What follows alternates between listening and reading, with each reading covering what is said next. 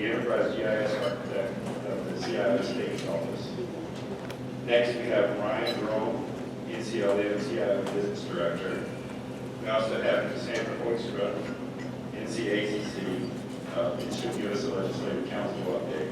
And we have Phil Decker, CTO of Montgomery County Schools, that will give us a K-12 update. Just ask Joe.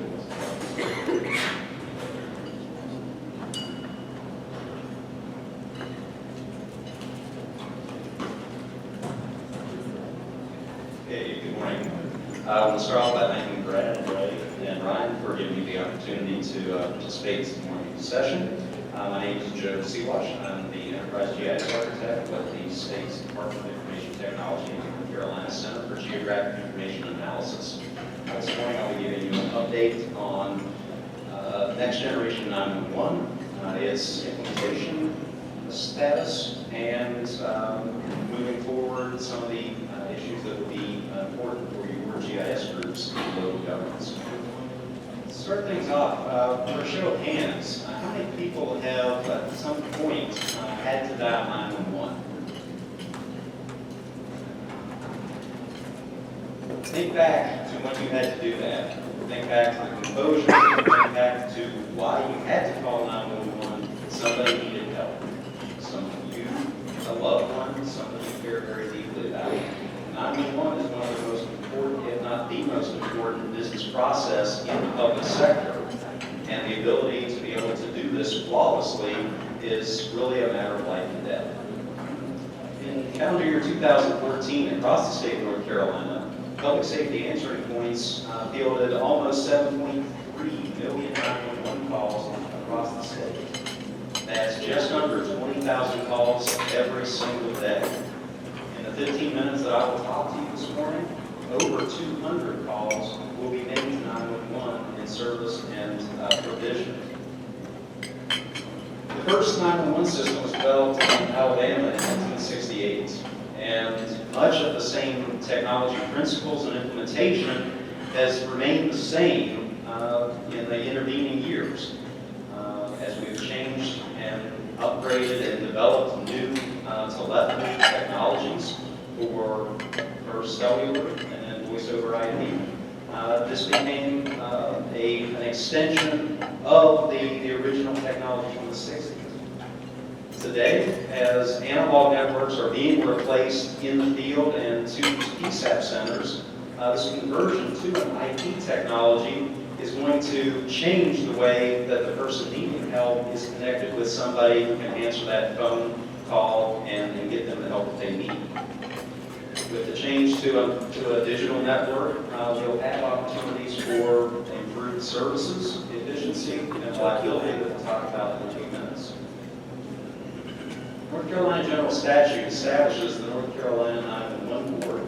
This board meets monthly and is in fact meeting in Raleigh this morning at 10 o'clock, which is why you get stuck with me doing the presenting rather than the executive director. That board has a number of committees dealing with issues for finance, operations, education and outreach, and also what you see here, the Next Generation 911 Committee. That's a group of about a dozen individuals across a variety of sectors that are important to the next gen or towards 911 implementation that are helping set the goals and directions and timelines. Underneath of that Next Gen 911 Committee is a GIS working group. I'm responsible for leading that group, which will develop the GIS data layers that will be critical to call routing in the future. At the spring 2014 NCLGISA event, Richard Taylor, Terry Bledsoe, and I gave an update on where Next Generation stood then. In the intervening time, last fall, we did a request for information, receiving 14 responses across the variety of technologies and facets that are required to implement Next Gen 911. And in the spring, we completed a technical consulting RFP for a group to lead the board and staff through the key requirements, which you see here. The ESINet, which is the Emergency Services IP Network, is a dedicated core network for connecting PSAPs and accepting the incoming calls for service. GIS call routing, we'll talk about a little bit, is the new way way that calls will be routed inside this ESI network. Hosted services for on-site equipment and also for virtual services related to call taking and call dispatching. A dedicated network operations center for PSAPs to call whenever there is any problem of any form, and that network operations center will work with the various integrated components and service providers to fix things quickly and efficiently. CAD interoperability, the idea in context that every CAD is a little bit different, every vendor does their CAD differently, and in order to be able to make next-gen compliant with the national standards, we do need interoperability for both CAD and what you see here on the radio side. Many times when we talk about next-gen, the ability to route calls to different parts of the state. If there's a hurricane in the coastal areas, those calls can be redirected to Piedmont and Western PSAPs. We still need that radio interoperability to be able to actually talk with the first responders and get the help to where it's needed, even if we can move the calls elsewhere. At the conclusion of the engagement with the consultants, we will have a concept of operations and cost analysis, which will be coming up in December. After the start of the year, we'll begin on the conceptual design, and that will form a baseline for RFP development and the evaluations for implementing the facets that we saw earlier. As a GIS manager, this particular headline hits home. GIS becoming a hero of 911. And I won't bother to read all the way through this, but the gist of it is that today GIS is used for both call taking to establish the location of the caller, as well as in the dispatch world, being able to make the dispatch folks and the first responders communicate more efficiently. As we move forward, GIS will be essential to routing the call when the person makes that call and sorting out where it goes in its final product or in its final location rather. Today, that 1960s technology relies on something called an emergency service number, or a landline that's established at the time of service, and that location ties that landline number to the PSAP where the call will be directed. In the cases of cellular technologies, that emergency service number is assigned to quadrants on the antennas that are involved. You probably, if you work with your PSAP, you've heard of phase 1 and phase 2 types of cell routing. In this instance, it can take up to 2 minutes for the location of that handset and caller to be conveyed to the public safety answering. In the next generation design and architecture, the location will be listed and available at the time of call initiation. So when you dial 911 and send, the communication between that handset and the telecommunications provider, and eventually to the PSAP, that coordinate location will not only be available throughout that process, it will actually compare your coordinate location with a map of the available PSAPs, the assigned area, and if there is an outage, what the alternative assignment is to be able to route that call most efficiently. And all of that will be driven by GIS. In this digital environment, in this GIS-based environment, we'll also be able to work with ADL types of technology so that we can track police, fire, and EMS dispatch zones for the most efficient assignment of resources to come to a caller's aid. It will have the extensibility to deal with other dispatch services such as hazmat, CDC, power companies, state highway patrol. It's as extensible as we want to make it across the state. Because it is digitally based, we can also more efficiently integrate information from sensor networks, traffic cameras, and a whole host of other available sensor technologies can be integrated into the response. To drive all of this, we need strong data sets and standards. The standards-making body in the the 911 community is a group called the National Emergency Numbers Association. Several of us working on the GIS team are members at various levels. There are specific data sets that have to be developed by local governments. The road centerline database, the emergency service boundaries, a road daily stable for interoperability, and site and structure addresses.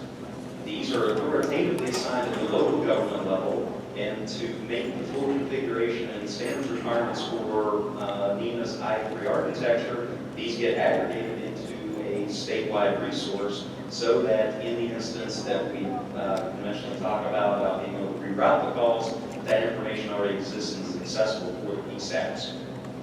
This is an important and defining time for the GIS community.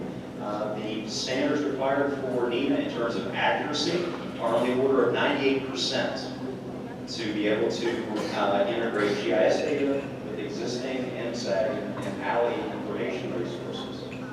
Conventionally, GIS data sets are not that accurate in their current uses, but this requirement, this provision of these services for next generation 911 will have far-reaching benefits for all GIS users and applications. We talk about the update cycle and the requirement. Not only do we have to keep it 98% accurate, we have to identify discrepancies and resolve those discrepancies in a 72-hour time period, again, based on the NEMA requirements. So the idea and context that GIS folks are thinking in terms of an annual update or a 6-month kind of update, this is going to increase the tempo to a 72-hour update requirement for adjudicating GIS issues. Also, in the context of GIS and visibility, there could be no greater test and requirement for accuracy than provisioning these services for next generation 911.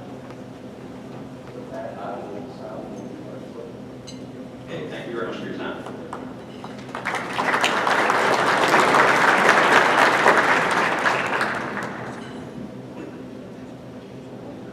Good morning. I have the first is opening statement. And it might be for the wrong decade. But what I was going to do when I got up here this morning was say, good morning, Vietnam. But I forgot where I was. So it's good morning, NCLGISA. How's everyone today? Doing good? Enjoyed the band last night? That's great. I'm going to talk to you a little bit about issues affecting K-12. Last year, you might remember that I talked about changes that were coming to the E-rate program, which is a program that provides funding to LEAs and libraries across the state and across the nation. Well, last year, the FCC authorized USAC, the group that manages the E-rate program, to fund every approved application that was made in 2015. And that was a change, because the 2 years prior to that, the E-rate program was divided into 2 different categories. It was called P1, Priority 1, and Priority 2, but they changed those to Category 1 and Category 2. Category 1 applications are those that have to do with telephone service, any kind of telephony, internet access, wide area network access, etc. And that had been the emphasis of the E-rate program. Since the beginning of the program, they had not had enough money allocated to be able to fund both the Priority 1 and the Priority 2 categories. So last year, the FCC directed USAC to make sure that they funded Category 2, which are internal connections, LAN switches, battery backups, wireless. So this past year, everybody that applied for Category 2 was able to receive funding if they submitted a successful application. What that means for the state of North Carolina is that Category 1 funding thus far this year has been a little over $59 million. The Category 2 funding has been a little over $53 million, for a total of $112,822,264 thus far in the cycle. There are still some outstanding applications that total in the millions of dollars. But as you can see, a lot of money has flown into the school systems and libraries across the state of North Carolina this funding year. also showed you last year this same slide of the difference it makes in bandwidth usage when you go from desktop computers at computer labs to a one-to-one. We implemented iPads in our district, K-5 last year, and the bandwidth shot up from an average of about 75 meg per day to 150. This past fall, we rolled out iPads across the district, K-12. Our bandwidth in October, which is when we rolled those out, jumped from about 400 meg per day to roughly 1 gig every day.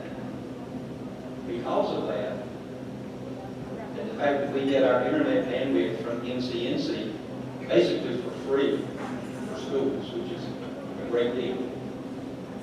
I got word last Friday that our bandwidth is being doubled to 2 gig.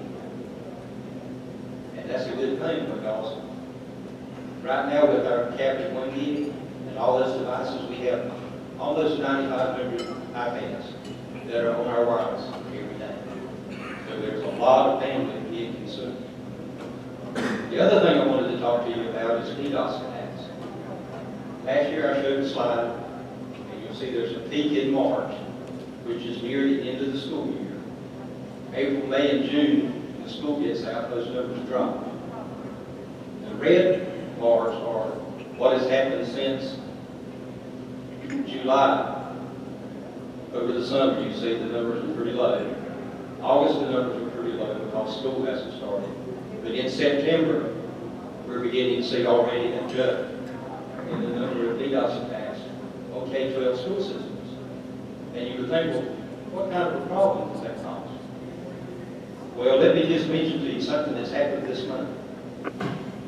On October 8th, there was a DDoS attack on the CenturyLink data system, and it caused an outage of PowerSchool, which is an application that is used to take attendance every day in schools across the state of North Carolina. And that outage lasted from 5 in the morning until mid-afternoon. So that particular day, teachers were not able to take attendance using the computer system, the program that's been set up. They mitigated that by some things that were done. They tried all day long to mitigate that by different methods. And finally the attack stopped. It was being caused by thousands of machines attacking the CenturyLink data center, which is where PowerSchool was hosted. And then again, just this week, on the 21st, there was another attack on that same data center, and it shut down PowerSchool from 1:40 in the afternoon till about 8 o'clock that evening. So DDoS attacks, you gotta be careful because they will shut your applications down. That's what I have for an update today.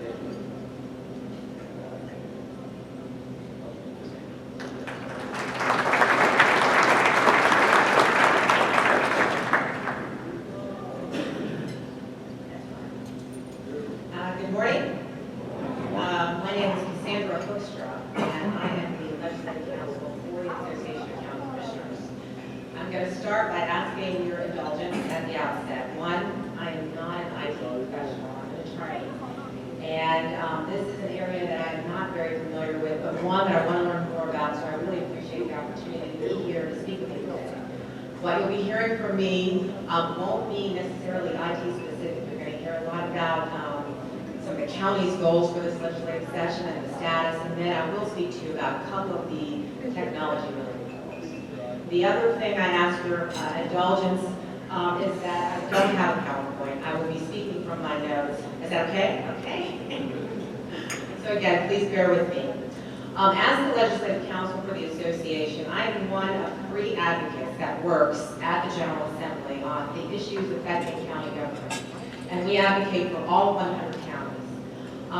Our process for establishing our legislative package for the year, and actually it's for 2 years, for the 2015 and 2016 legislative session, it's a lengthy process. It began in July of last year where we solicited goal proposals from each of the counties, asking our membership What issues are important to you? What things would you like to see happen this session? Those goals we divided by subject matter, and we had them vetted through our steering committees. We have 7 subject matter steering committees: public education, tax and finance, general government, justice and public safety, agriculture, environment. Each of those steering committees took goals that were proposed and they refined them, and then they passed those on to our board of directors who further vetted those goals. The board of directors, they approved a set of goals, and those went to our legislative goals conference, which took place in January of this year. Our conference started at the same, I think it was the exact same day as the legislature started, so we were really pushing up on the legislative session in terms of finalizing our package. We had 85 counties represented at the conference, which is a very robust participation, all 100 counties, and they approved 45 goals. And of those 45, they set 5 as their top priorities, and I want to talk to you about what those goals are and what the status is, and then tell you a little bit about a couple of the IT-related goals, and then some of the things that happen in the budget related to technology. Our primary goal this legislative session was to support the state's continued funding of Medicaid. You may know that previously, counties were responsible for bearing the cost of Medicaid services to recipients. Well, that was taken over by the state in 2007, and it's something that we wanted to see continue. Whenever the advocates, such as yours truly, would be at the legislature advocating on behalf of counties that would ask for something, we would sometimes hear, well, we can always give you Medicaid back. Would you like Medicaid back? And that became something we were increasingly concerned about. So much so that our membership decided that was their #1 priority for the legislative session. There was some Medicaid reform, as you know, took place this session. But fortunately, there was no effort to push those costs back down to counties. So that's been a huge help to counties. It was a drain on their budget, so we appreciate that that is not a responsibility that they continue to have. The second priority relates to lottery dollars and school construction funding. When the lottery was established, there was a promise of 40% of the net proceeds would go to school construction. It's the county's responsibility to provide the facilities for the schools. During the recession, that amount was dropped down to a flat $100 million appropriation. So it wasn't a percentage, but just a flat appropriation, which at that point represented probably about 25% of those lottery dollars. That has remained consistent even since the recession. This session, again, they appropriated $100 million for schools, and in 2013, they even stripped the language from the statute that promised the 40% to counties. A huge concern, again, because counties were relying on those dollars to incur debt, to build schools, and so they had to come up with other ways to repay that debt, other sources. This session, again, they appropriated $100 million, a flat appropriation. There seems to be no appetite this session for increasing that amount, but that is something that the association will continue to work on to get those lottery dollars restored so that counties can build schools. The third priority goal is one that is fairly interesting. It is to repeal the statutory authority of local school boards to file suit against county commissioners based on education funding. This is a process that we have seen nowhere else in statute, which would allow one entity to sue the taxing authority based on appropriation, or amount of appropriation. There is a process, explicit in statute, which allows the local school boards to, if they determine that the amount of funding is insufficient, they would set a joint meeting with the Board of County Commissioners. If they couldn't reach an agreement, then they would proceed with mediation and then with litigation. There was a case out of Union County where the amount in dispute between the two boards was $8 million. The jury returned a verdict for the school boards in the amount of $91 million, which was a huge burden on the Union County taxpayers, which could be. That case has proceeded on to the Court of Appeals, which reversed part of that decision because the award was based on requests that were made outside of the current budget year. But it was a concern. And there are other counties who are similarly poised for some sort of litigation, and so much so that the association made this one of their top priorities for the session. We had legislation introduced that would repeal this authority. That legislation failed in the House. The Senate took up the issue, and they added a 5-year moratorium on such litigation to a bill that had come over from the House. The House did not agree with that. They failed to concur. That's the terminology that they used. And so they had conference committees appointed on both sides, the House and the Senate, to try to work out the differences. That committee did not meet before they adjourned early at 4 o'clock in the morning on September the 30th. But the issue is still alive, and so this is one that we will continue to work on in the upcoming session. Another of our priorities is the shift of transportation responsibilities to counties, state transportation responsibilities. There was no effort to do that this session. And the other is unfunded mandates, not to shift mandates out to counties without the appropriate funding to take care of them. We did see one unfunded mandate this session as it relates to autopsy fees. The way it works now is if someone dies in their county of residence, then the county is responsible for paying for that autopsy. If they die outside of the county of residence, then the state will pay for that autopsy. As you can imagine, the majority of autopsies, probably about 85%, are funded by the counties. And this legislation doubles the amount of the autopsy fees and also medical examiner fees, and those are county employees. So there were some unfunded mandates this session that we had to contend with. I want to talk to you a little bit about one of the technology-related goals of the county, and that is the deployment of broadband in our underserved areas. That has been an initiative or interest of the counties for a number of sessions, and we sought legislation to allow counties to build out the infrastructure and then lease that to the private providers to provide broadband to some of your rural counties that are really at an economic and educational disadvantage without that service in their areas. That legislation did get a hearing in one of the committees. It was in the Public Utilities Committee. The chairman did not allow that to be voted on. His concern was that counties in this predicament would invest all of these resources in the infrastructure, but then no private provider would come in and actually provide the service.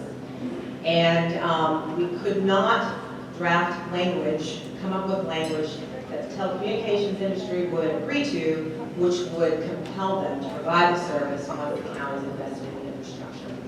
That bill did not make the crossover deadline, and so it's not eligible. By crossover, the bill has to pass from one chamber to the other before a certain date, or it's no longer eligible for the session. We will be looking at other opportunities to make this happen. What we did see that we're pleased about is that the legislation did include $12 million recurring appropriation for the school connectivity initiative, which is to provide high-speed internet access to all state school, all K-12 buildings in the state. And there was also a requirement that the state CIO, who is now the Department of Information Technology Secretary, because that department was created in session 2 as a result of the state budget. He is to look at the issue of broadband and how to deploy it in all 100 counties.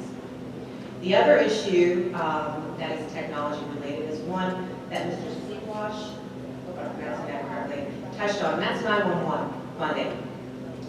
Counties for many sessions have wanted to expand, be able to expand the use of those funds.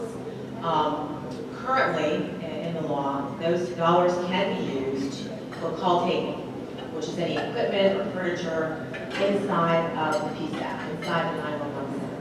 Those dollars could be used for equipment, say towers, antennas, to dispatch the call to the emergency responder.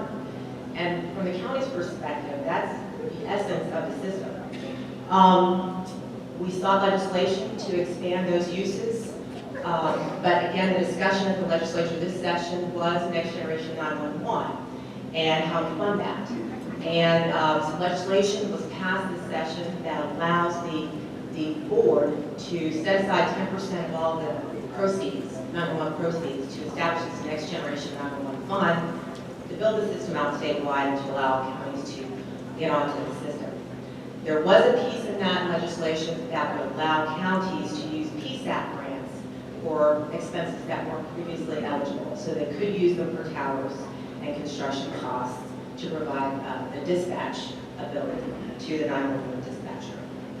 Just a couple of pieces about the state budget. As I indicated, it establishes the Department of Information Technology. The state CIO is the secretary of the department. It also requires, and I think that Ryan is going to discuss this a little bit, but the state budget transparency website, which will require local governments to include budget information on a website. And in the Department of Public Safety, and I saw that in your spring conference, there was some discussion about body cameras. The Department of Public Safety was appropriated, I think it's $2.5 million reserve in each year of the biennium to provide matching grants to local law enforcement agencies to purchase and deploy these body cameras. It's a 2-to-1 matching grant, so every $2 of local funds would have to be matched against the $1 of state funds. And then with regard to the judicial department, there was an appropriation to allow the judicial department to continue the planning and implementation of their e-court system. And there's also funding in the budget for an electronic dismissal project in the state court system. So that's all the information I have. I hope it was helpful, and I'm happy to answer questions at the end. Thank you.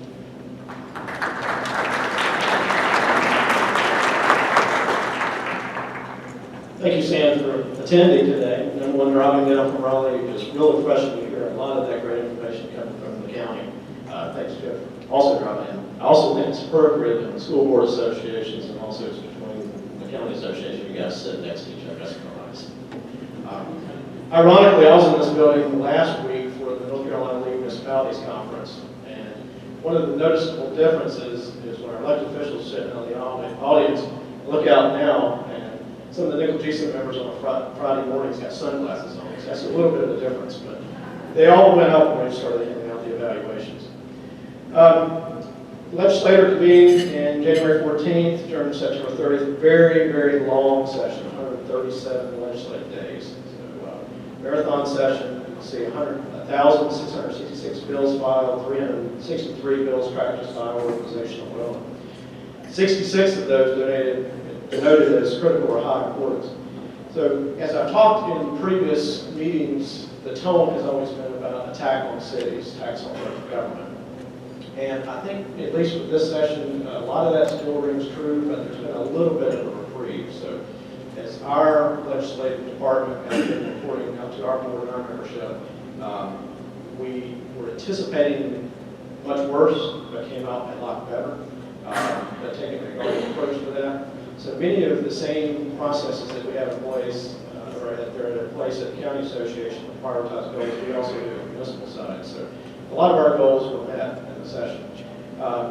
Bullet number 3, I don't have time to go through all the slides in detail, but there was a municipal caucus formed for the first time, and that was announced on the House floor.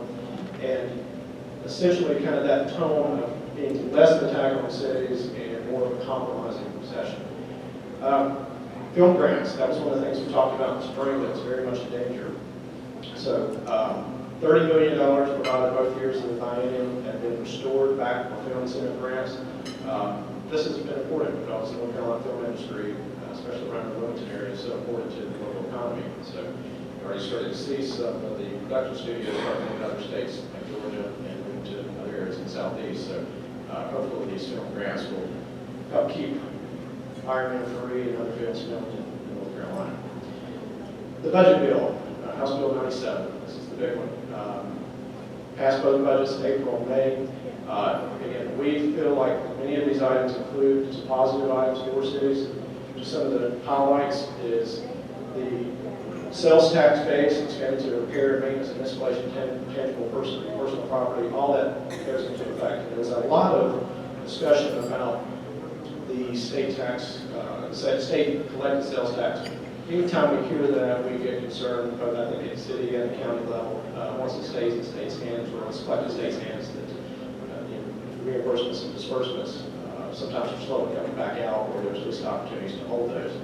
So we also talked about in the spring about the change in the sales tax and how it's collected, where the sales transaction takes place, being transferred over to a allocation out to more rural counties, out to development intentions. So the compromise has been to take 84.8 million in local sales tax money and actually allocating that to 79 rural counties based on these percentages in the statute.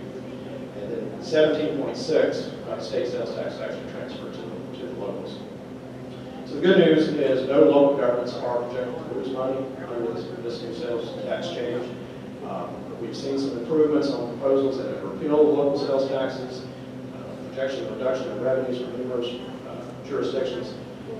And we're going to continue to push for more revenue options for cities. That's always the struggle. No one likes taxes, but to encourage growth and vibrant economies, especially in municipal areas, for services that citizens are in, we're always cautious about that.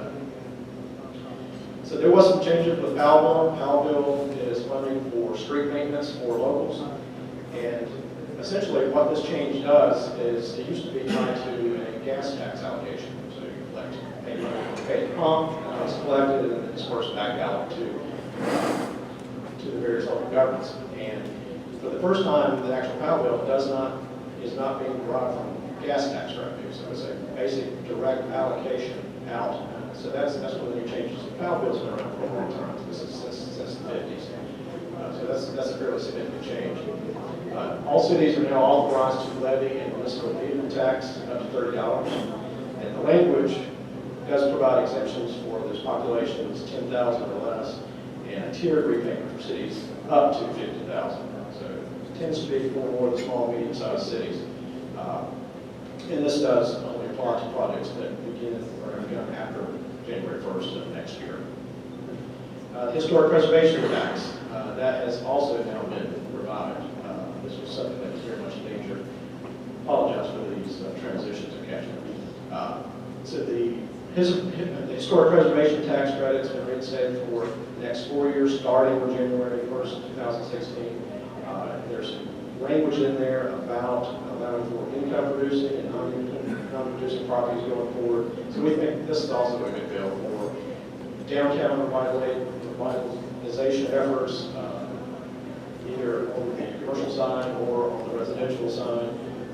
We've seen areas where a lot of our towns that have had depressed areas around historic homes, historic preservation tax has gone a long way to revitalizing those efforts. At least this is more good news. So Sam talked about governmental transparency. This is not a good one. This one is, basically the idea is to present budgets out on a public website. And the current language, and I'm not going to say that could change or possibly could change, but we're hopeful that this could change because we're not sure about the actual feasibility of this actually taking place. But it would require all local governments to post budget information out on a state website. All that detail and then updated going forward. And for a large number of you, that might not be an issue, but for many local governments that, especially on the municipal side, may not have a hunting department, very small government, just to push that information out and have a constant maintenance schedule. We're keeping a close eye on that. So, I think the idea is good about presenting the information. It's just the delivery mechanism of forming that into a legible format, standardized format on the state website is concerning. Interest time, I'll skip over the municipal service districts. That's mainly an issue related to the city of Greensboro. One that is technology related that you would find interesting is the body camera grants. You may have attended some sessions here at the NCLGISA conference and talked about that. But this would involve a grant of $2.5 million, no years in biennium for matching grants for body worn cameras by police. It does require a 2-to-1 match by your local government, and it is limited to $100,000 per jurisdiction. So those are some good information, to take back with you to your city or county. Immigration issues. This is more items tied to our goals and objectives at the league. provides a piece of legislation that requires cities to now have contractors conform to the E-Verify. That's new. Make sure that the E-Verify contractors are now compliant to that. And also, next language, you've seen a lot of this on the national news about local governments from acting as so-called sanctuary cities, so that would prevent that. So some of the key proposals that were defeated, these were things that we fought off, was a Senate bill for Blue Ridge Parkway industrial facilities, LGC bonds that would limit the local government for issuing debt. That surfaced as a bill. We were able to hold that one off. Again, all in the interest of allowing the local governments to manage themselves in the most effective, prudent manner instead of having the state mandate controlling that excessively. Senate Bill 279, amending qualifications, practice, and counseling, more around anti-discrimination ordinances in a number of our cities, and it would have prevented from enacting those. That bill was defeated, so that did not move forward. So with that, I think we just have a couple minutes. If there's any questions, happy to take those after the panel.